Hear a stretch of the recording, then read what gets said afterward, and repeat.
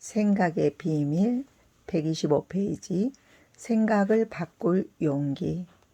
얼마 전 시내 쇼핑몰에 들렀다가 흥미로운 장면을 봤다.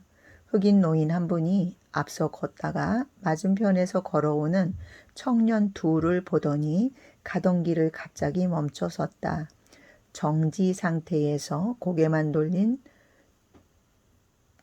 채 청년들의 뒷모습이 사라질 때까지 머리를 저으며 노려보는 것이었다. 그 노인의 이마에는 요즘 젊은 것들은 이라고 쓰여 있었고 눈꼬리에는 세상이 어찌 되려고 라고 덧붙여 있었다. 노인의 눈에는 경멸이 가득했다. 동성애에 대한 관용과 이해가 전보다 훨씬 늘었음에도 불구하고 20살 안쪽의 두 남자가 공공연히 손을 붙들고 다정히 걸어가는 모습이 받아들이기 힘들었던 모양이다. 나이 지긋한 그 흑인 노인분은 어려서 소수자와 약자의 피해를 겪으며 살아왔음이 분명하다. 그럼에도 불구하고 소수자에 대한 자신의 인식은 변하지 않았다. 그동안 소수 인종으로 살아온 경험도 성소수자에 대한 관점은 바꾸지는 못했던 것이다. 청년들의 모습을 인종과 성적 취향이라는 독립적인 상황으로 받아들인 탓이다. 그러나 이러한 문제는 소수자에 대한 관용이라는 측면으로 이해해야 한다. 우리 모두는 언제 어디에서든지 소수에 해당될 수 있기 때문이다.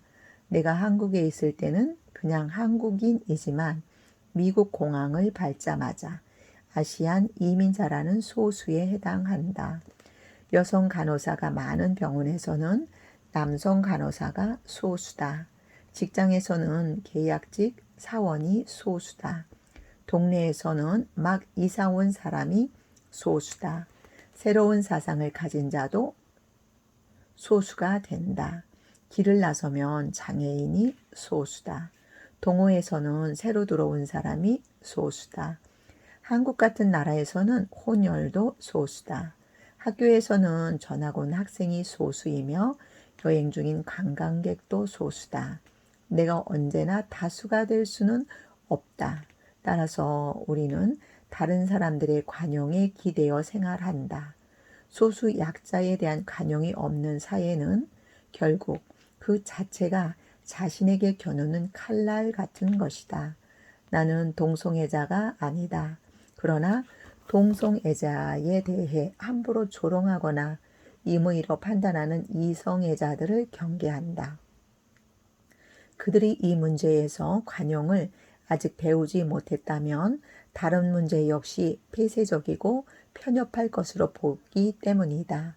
특히 여러 사람의 공익을 위해 일하는 군인, 경찰, 공무원들이나 많은 부하 직원을 다루는 기업체 사장, 관리자들은 마치 장자의 마음으로 관용의 정신을 갖추어야 한다. 남들에게 베푸는 관용은 결국 자신에게 베푸는 관용이다.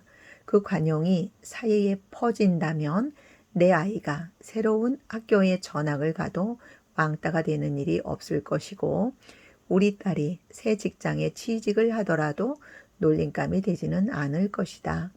여행자에게 베푸는 친절이 내가 여행할 때 절실한 도움이 되기도 하고 새로운 사상이나 종교에 빠져도 미친놈이라는 판결에서 자유로울 수 있게 된다.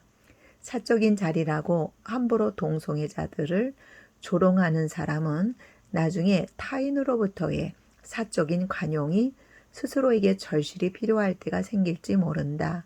자신의 생각을 바꾸는 것을 부끄러워할 필요가 없다. 정말 부끄러운 일은 자신의 생각을 바꿀 용기를 갖지 못하는 것이다.